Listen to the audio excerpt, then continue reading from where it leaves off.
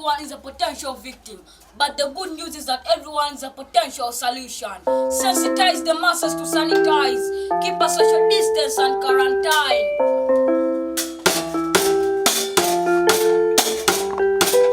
Coronavirus is sweeping over mankind. Everybody must be alert. It's a global pandemic. We can never take for granted. Must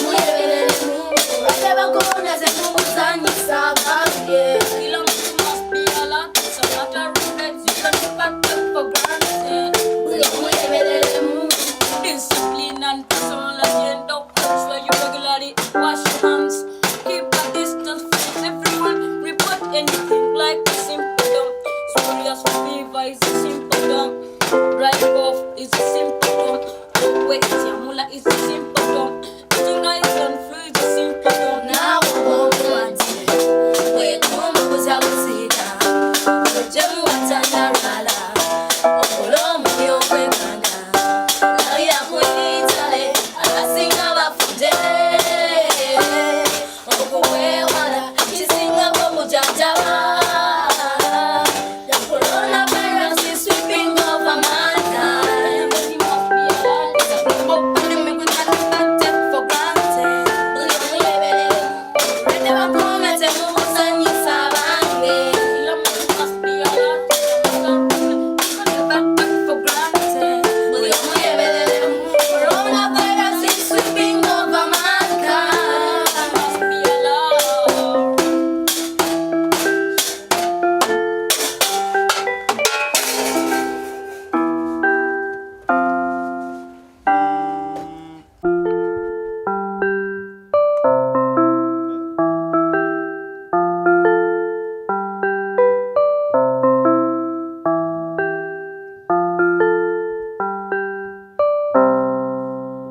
All right, ladies and gentlemen, you're so much welcome. My name is the one, the king himself, as always, chilling with the beautiful, the little ones from Waka Stars. Okitegede. Unakwali tusinzide side ze Wakaliga eno ngera tuzeeko mu ghetto zayo kubanga tukyako ko kubaana abeegulidde erinnya okubanga ate batumbula ebitone byabwe okuyita mu dance, mu music ate ne mu films. Unakwali tugenda kwatogera just about the music side of them. So nkirinzeko bagenda kwa tunyonyola amanya gaabwe, but what caught our attention is kuba bazeemu akayimba kamwana mulenzi amanyiddwa nga His Excellency the Ghetto Gladiator, all away from ghetto ze kamo chamanyiddwa nga BobiWine esazino nga te MP.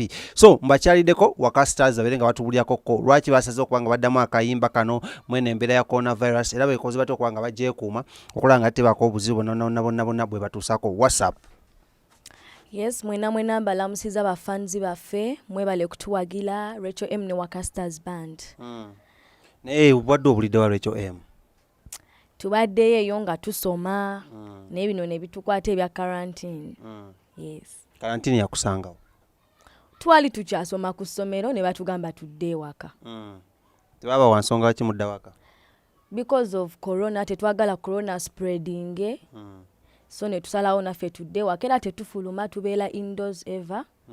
Twekuuma obutafuna corona era aleme okusaasaana. What is quarantine? Quarantine kati nga we banagamba nti oba kino kiri band like temuddamu kuva eno kudda eno like that, something like that. And what is corona? Corona is that virus that is causing COVID-19. What is COVID-19? COVID-19 is a disease. Yes. What are the symptoms of COVID-19? Itchy eyes, flu, sneezing, running nose, fever. Those are some of the symptoms. Ate okwetyamula? Nako mwekuli. Yes. So twakulako edda ng'oyimba ng'era obadde okuba music on for a long time. Naye no ate nosooka nosirikamu. What happened? The time we twasirikiramu, that was in P7. Nga nina okusooka ne concentrating ku bitabo nesooka nenkola my P7 na nempita bulungi kati ndi mu secondary. Ofuna meka mu P7? 10 aggregates. First grade? Yes. Kati ne nagenda mu secondary ne tutandika ne tudda mu hotel okuyimba. Kati oli mu class ki? Ndi mu senior 2. Osomerawo? Lubiri Secondary School. Who's your best friend at school? My best friend is Deborah. Deborah? Yes. Naye mubeera naye ne Wakaliga? No, tabeere no Wakaliga. Abeera wa? Abeera eyo ng'e Busega. kale abaana bangi nnyo abatwala during this time of quarantine nga tunagenda kukyakuba inspiration y'oluyimba lwa Bobi mwagijewa nga mwaba Waka Stars naye njagala ombuulireko what inspires you nga gwe Rachel M? What inspired me to start singing? What inspires you mu bulamu? Ekisinga okunjagazisa n'okuyimba first of all like okuyimba bwe tusobola okuyisiza message yaffe nga tuyimba nga ffe Waka Stars band era ennyimba zaffe ezisinga it's a message to the world. That's why when we love singing. Kale abaana ba Waka Stars bangi nnyo will come back shortly. Mulabe tutandise n'ekyo M nga akuba akana egundi keyboard eno naye nyamubuuzaako when did you start learning a keyboard? Keyboard natandika ogisoma nga nyingidde senior 1 the last year nitandika okukuba keyboard era nkyeyongera okuyiga ngenda mu maaso. So far Waka osobola kukuba nnyimba nga meka ku keyboard? Nsobola okuba ennyimba nnyingi era naye wojja n'otandika okuyimba nze nkuba. Okuba bukubi? Yes. Keyboard erina chords meka? Keyboard erina chords 7 C D E F G A B. Okay, kati soko zitulage mu kaawo. C tutandike ne C. Yes. Eba full chord eya C.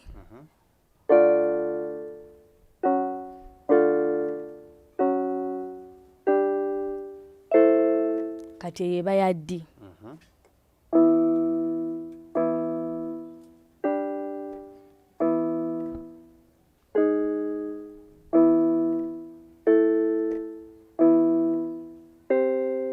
Eba ya E. Okutuwa full chords. Yes.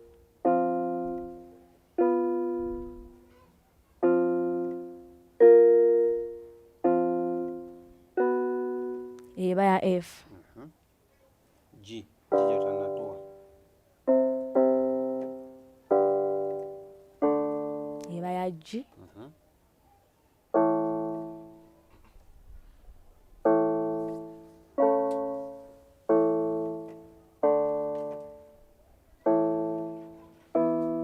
Eba ya E. Ya E. Okay. Yes. Katubuzayo ki? B. Okay, tugenda ku B.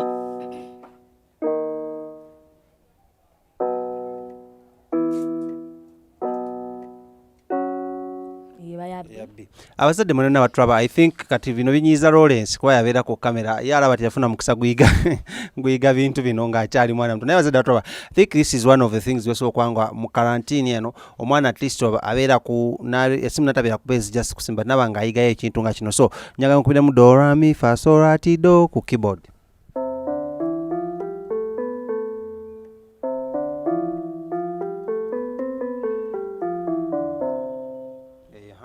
Kadde mulundi gumu kanyumidde.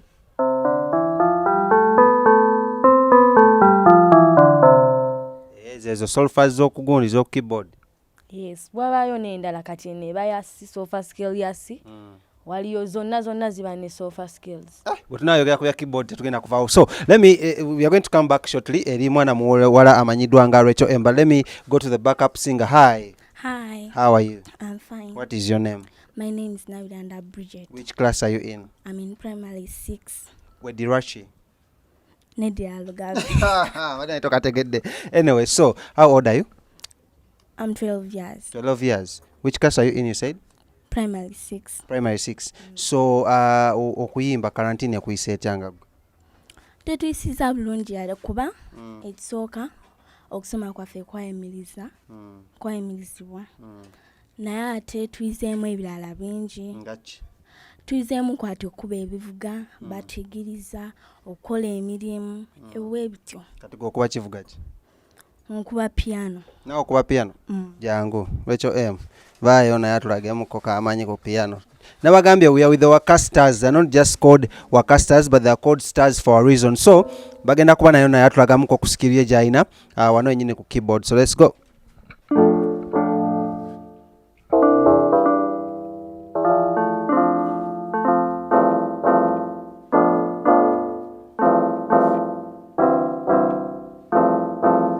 Okuba kayimba ki? Eno nkuba kodi ya C. Njagala nkubeyo kakayimba ng'oyimba.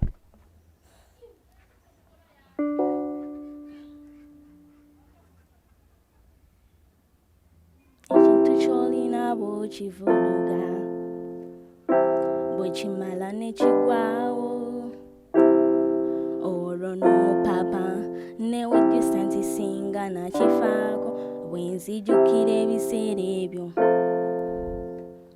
amaziga ne ganyongoka wanjogajoga nnyo endayira siri kuddira nze nakwesonyiwa n'enkuta n'emmeeme yange n'ekuta okukwagala yali nsobi endayira siri kuddira ne bw'olikola otya wampisa bubi nange n'enkukyawa ebyokulumya omutima obukedde nabikoowa nange Mawa akaimba kafayinza okukabba. So ladies and gentlemen, I'm still chilling with our casters. They're so talented. Tebayimba buyimbi, tebazanya buzanyi film, but they can even play instruments during this quarantine. Let this be ekyokuyiga eri buli muzadde enene n'atulaba nti no, your kids can still do something at home. Not only kola mirimu, kuwozesa bintu, kubafumbisa mmere, but also kuteekawo ka keyboard ne wanga bayiga. So what do you want to be when you grow up? I want to be a doctor. Doctor akola ki? Ajjanja abantu. Anti ba doctor banji waliwo ba surgeon, waliwo ba doctor abagabe eddagala, bonna bayita doctor. Gwega kwa doctor ki? Ajjanjaba abantu. Ajjanjaba abantu. Ng'obajjanjabako ki? Ng'obulwadde obwa bulijjo. What is your best subject? Science. Are you sure? Kubuuza ekibuzo in science? Ne math. Nkubuuza ekibuzo mu science? What is photosynthesis? Photosynthesis. That one. Photosynthesis is the process by which green plants make their own food called starch. Are you sure? Not the transfer of pollen grains from the anther to the stigma. Anyway, we'll come back to the little one. But let's go to another one. My friend here, Chibubu, beautiful. I used to see her ngayasi yomkwa babaki nga maino fu omulele. What's your name? My name is Nasimba Margaret. Which class are you in? P4. How old are you? I'm 9 years old. Wadirachi? Nedira mamba kakubuza. Mamba kakoboza. Mama bamwita batya? Bamwita Nakasuja Harry. And tata bamwita batya? Bamwita na bwana Aige. You know Luzungu Luganda? You can speak English, American? Yes. You can? Yes. Yes. What do you want to be when you grow up in future? Njagala bintu bingi. Njagala kuva. Isookera ddala njagala kuba drama. Drama, omukubi w'engoma? Okay. Njagala kuba nga nsuna piano, guitar, bingi. Kati kiki omanyiko ku ebyo byonna byagala okuba? Manyi drums. Manyi drums? Tugendeyo. Nabagambye buli omu kyatugamba kyamanyi kye nga tugenda. Mutoke tuendelee kwa drums. Sasa watu wa Kenya tumewasalimia sana. Sasa mnatuona kwa watu tumesema asanteni. Nchali ne abana ba Waka Stars nga bachaideko mukasaka quarantine nga ndi wane wawe ewakaliga we basange wa makagabwe. So mpozi wagambye nyero gwani? Nze Nasimbwa Margaret. Ndine Margaret agenda kubatwagamu ko ye talent ejaina ya kuba drums. Let's go. 1 2 3 let's go.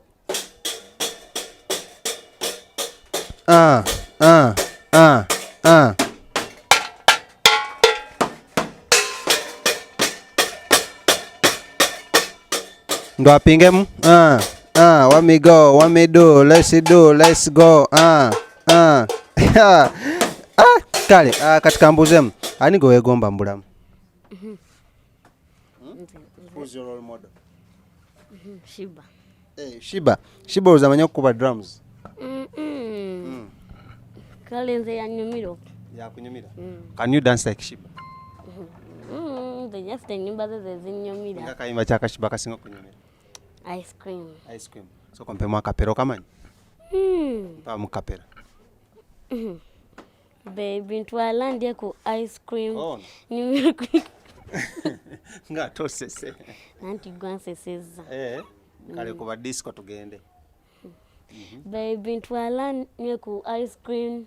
Ndudo kunya ku ice cream. Twala nune ku ice cream. Ice cream. Awo kawo manyiko. Inane ya byomanyi? Kale so ani akusomesa ngoma? Newton. yabasinga n'okuba engoma kati ajja nakwambula esoni so kati karantini gwe kuyisa etya wamma Margaret oluusi enyuma ate tenyuma kati soka omubuulire wawe ekunyumira enyumira ku kulya awo mulo kunyumira mu kulya olunaku olya ebintu nga bimeka bingi nywa amata porridge obugaati bingi obugaati olyanga bumeka obunene buno bw'ebitaano nabo ndya bubiri ate emmere olya yenkana ki sowaani omalawo nga meka siwani simalaawo nnene ndyange ngemu kale okugwa mu luyimba BobiWine wakoze ngaani nze nkuba ensaasi mbakinga okuba ensasi n'obaakinga kale tugenda kuba tukuddira kale nkyalina abala baliwanga badduka Newton jangu njagala wa kazindaalo kano ali yayimbye nga Nubian Lee kyekiriwo jebale what's your name? My name is Mgaga Jeremiah. We speak English Luganda? Speak Luganda. Luganda? Yes. That's what you want us to speak? Yes. Okay. Kati amanya go gwani? Amanya ga mpichwa Mgaga Jeremiah. Mgaga? Wena mukumaja? Nga ozezewa Mgaga babeddira ki? Nze neddira mamba. Hakuna pesa. Toyina maja. Nenga gwe Mgaga. Kiki oyagala okuba nga okuze? Njagala kuba nze doctor. Doctor? Doctor ki? Treating amanyo. Amanyo bamuyita dentist. Lwaki akakubeera dentist? Kuba kyenjagala. Kyoyagala? Olya muno obulamu bwo kyebwagala. Kati okoze ekyokubeera ng'otuukisa ekyo kyoyagala? Nja kusoma nnyo. Nja kusoma nnyo. What is your best subject? Math. Math. 4 times 4? 8. 4 times 4, 8. Not 16. 16, okay. Nkubuuze yakalala? Can you count up to 20 without hesitation? Nga toyimiridde? Tugende 1, 2, 3, 4, 5, 6, 7, 8, 9, 10, 11, 12, 13, 14, 15, 16, 17, 18, 19, 20. Tugende up to 50 tulabe. Tugende? 21? 20 kumeka. 20. 20, 21, 22, 23, 24, 25, 26, 27, 28, 29, 30, 31, 32, 33, 34, 35, 36, 37, 38, 39, 40, 41, 42, 43, 44, 45, 46, 47, 48, 49, 50. 4 katono tukaifefe busaawo kati kale who's your best friend? My best friend is Newton. Newton yekyali wasinga lwaki omwagala nnyo? Kuba mukwano gwange gwesinga okwagala. Osinga okwagala?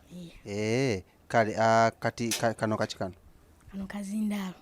Ate kino kyokutte mu ngalo? Guno gundi kyenteka kyedise kyenseka ku mutwe. Ng'okola ki? Nga nnimba. Kati kano kakola ki kano? Mbeera njogereraku kuno. Ate kali? Kino mbeera nkiwuliriramu. Ng'owuliriza ki? Mpulira akayimba engeri katambula. N'olyoka naawe oyimbirako? Kati mulimba BobiWine wakoze ngaani gwe? Nakoze nga Nubian. Kasooka twemaawo kapera. Coronavirus is sweeping over mankind. Nga ate towuliriza tugenda beera okawuliriza kati kawuliriza tukubiremu akapera. Headphones mujja tusonyiwa headphones zigudde n'akazino ne kankuba. Coronavirus is sweeping over mankind. Everybody should realize and granted. Buli omu yeeberemu obulwadde bwa korona temubuzannyisa abange. Everybody should realize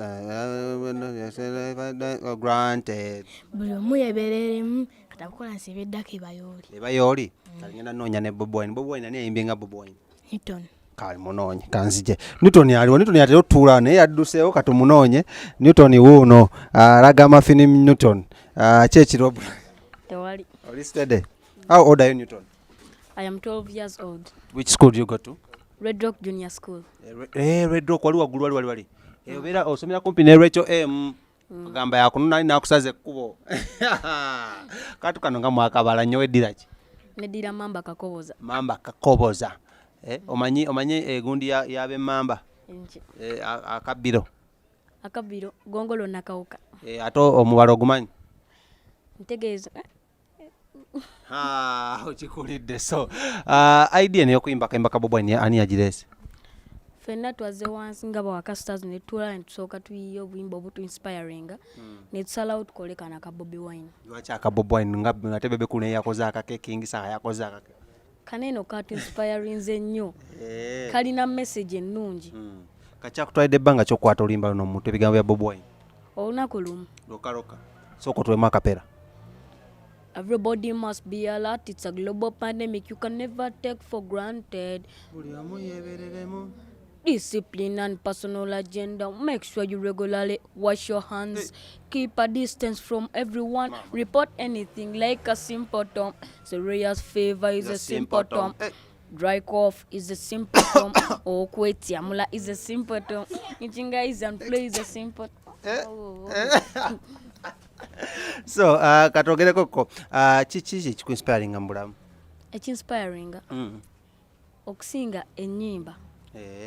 Gwe mulimba BobiWine kyechasinze message gye wasinze ofuna mu gwe ng'omwana omuto. Eya coronavirus. Tuwekuume wetufuna symptoms like those he talked of in the song. Sigwa. Tukubira ab'omu ddwaliro. Kati gwe kiki okoze onaaba engalo? Nnyo. Emirundi emeka olunaku? Emirundi mingi nga ekisoboka. Kati bino bagamba bano gw'osinga okukuba engoma. Ki ekyakweta okwagala ennyo enkuba engoma? Okuba engoma ziri musical. Choka. N'engoma zirina gundi, zirina code. Codes tezirina code abula zirina feels, beat. Kasoko tukube feel emu ey'engoma awo.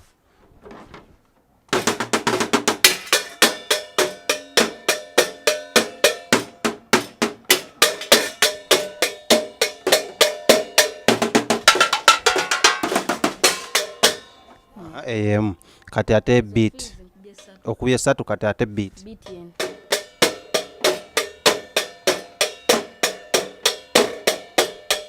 Kati neton ani akuyigiriza engoma zino? Tuziyigira ku YouTube. So tugambe nga wali omuntu eyakulaba nga ayagala okugulira engoma zino kiki oba nga yandigaye muno ove ku zino oyagala kubeera nga bino oba oyagala neziri engoma ezinungi? Neziri engoma ennungi. Kale kasoko otula mu kamera obagambe ogambe wali omuziira kisa so zigulire ove ku zino ez'amabaafu. Muziira kisa yenna asobola ozingulira. Nja bba musanyufu nnyo ng'ongulidde engoma ennungi eza ddala. Kati kambuuzeemu engoma zino oyagala zikuba mpaka ku level ki? Njagala nzikupe paka bulamu bwange bwonna. Waliwo bawuyigirizaako ku ngoma zino? Bato obo bayigirizaako?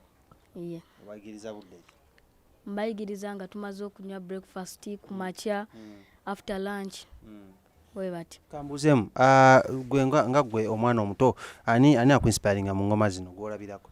Mu ngoma nange nesanga nkikubye kinnyumira bunyumizi ne simanyi muntu yenna akuba ngoma. Naye kati ogenda ku YouTube ani gotera okulaba? Ntera kulaba Jacket. Jacket gwe singa olaba kubanga yasinga okuteekayo tutorials ez'engoma.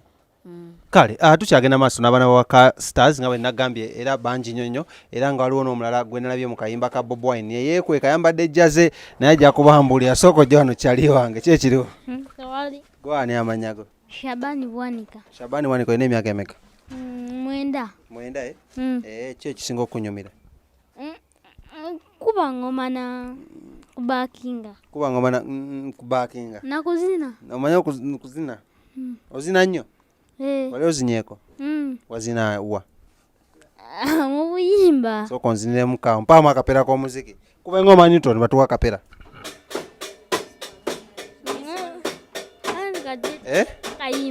Kayimba kiko oyagala bakuyimbire? Gunsiiwa. Lwani? Traffic fameka. Kale kuba tukwe gunsiiwa.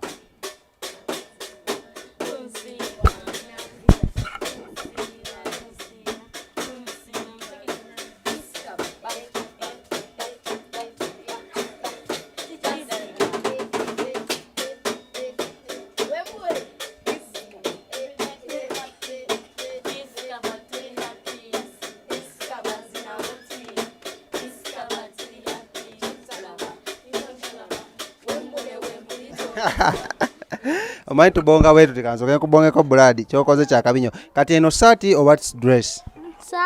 Saati naye gwe ngate saati ewagijjawa?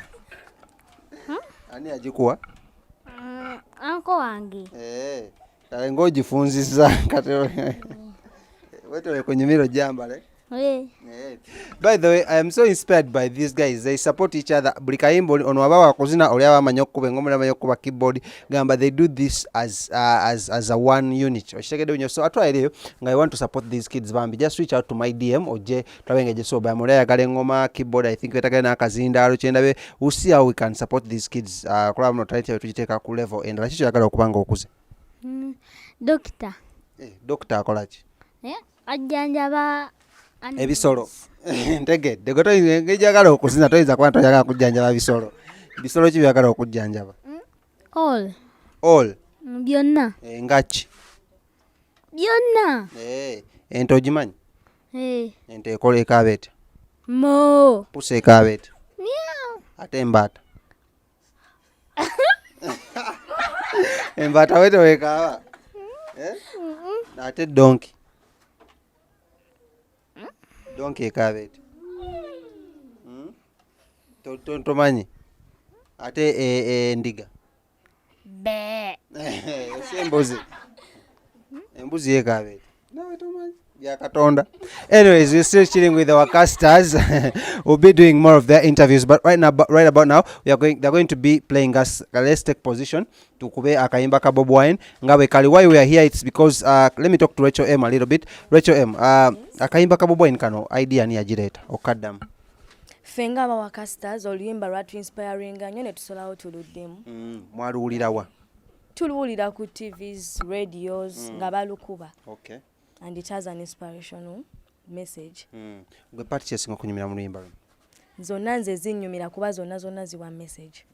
Goyimba ki mu luyimba luno? Party gyoyimba? Nze just nali backinga nga tera bwe nkuba ne piano. Kasoko mbiri awo waliwo backinga ani gwe waliwo backinga BobiWine nubyandi? Bonna. Bombi. Yes. Soko tuwemu akapera. Coronavirus is sweeping over mankind. Everybody must be alert. It's a global pandemic we can never take for granted. Buli omu yebereremu. Oyo no kati kambuzemu ki ekiri mu katabo ako? Kale ffe tuba tugenda okukola tusobola wandika here our lyrics or anything. Kati mulimu lyrics zo? Yes. Kuba muno we twawandika n'oluyimba lwaffe twakola olwa corona. Namwe mulina oluyimba lwa corona mwakola? Yes. Baluyita batya? It's called Coronavirus. Mwatuma coronavirus. Luli ku YouTube channel yaffe. Kati soko tuwemu akapera. Corona, coronavirus, COVID-19 is a deadly disease, coronavirus, COVID-19 is a killer disease. Tasasira abato, bavubuka bakadde, bonna bata. Amasomero, amakolero, amasinzizo, byonna byagalwa. For this pandemic, we have to be patriotic to save our lives, future and country. Coronavirus, COVID-19 is a deadly disease, It's a beautiful song coming in from Bana Bawala Nebana Walenzi about Wakasters here in Wakaliga, one of those Kampala suburbs. Erango insist donako lwalero akayimba kanani akawandika akamu? Faba kewandikira. Mwabe nyini. Yes. You and these other kids. Yes. Mwaba kewandikira. Yes. Oluzungu ngalungi nnyo. Mulumanyi olwo n'oluzungu. Tumanyi oluzungu kuba tugenda kusomerera tusoma luzungu. Kale tutule tukubemu akayimba ka corona tulabe. Kano tusoke tukuba akamwe, then we'll end with the interview with Kayimba ka BobiWine. Ladies and gentlemen, chilling with the Wakasters right about now. Let me introduce to you Coronavirus from the Wakasters.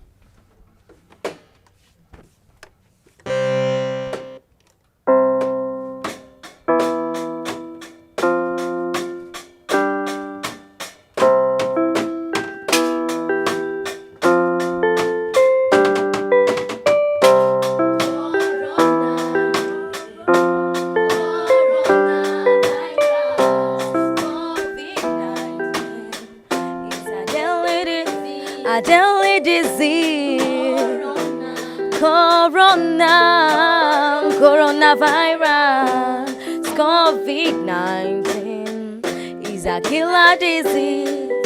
Tasasira abato, bavubuka bakadde, bonna bata. amasomero amakolero amasinzizo byonna byagalwa.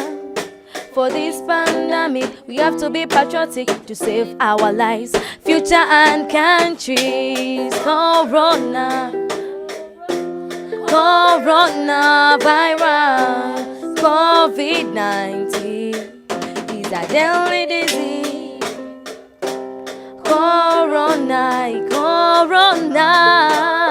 Coronavirus, COVID-19 is a killer disease. Prevention is better than cure. Prevent corona than spreading it.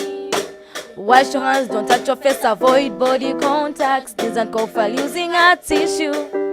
United we stand, divided we fall. Let's stand together to fight corona. Coronavirus, COVID-19 is a deadly disease, Coronavirus, COVID-19 is a deadly disease, yeah.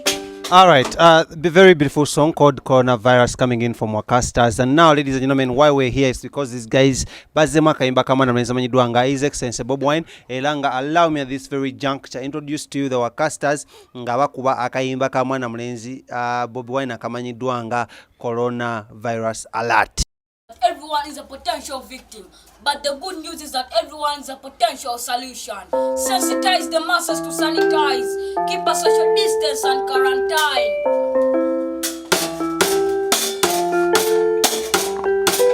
Coronavirus is sweeping over mankind. Everybody must be alert. It's a global pandemic. We can not take for granted.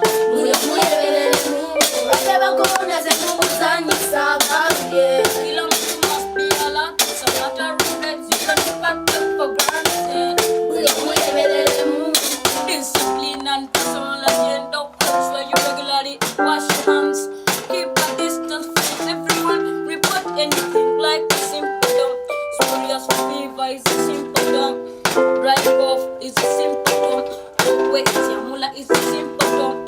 Eating ice and flu is a symptom. Now we're going to wait home because I will see that. Jemu watandarala. Okolomu yokwekanda. Now ya mwitale. Alasinga bafude. Okuwewala. Chisinga bomujajaba. The coronavirus is sweeping over mankind. Everybody must be alert. It's a global pandemic we cannot take for granted. Never promise to move on you sabange. Must be alert. Never take for granted. Coronavirus is sweeping over mankind. Must be alert.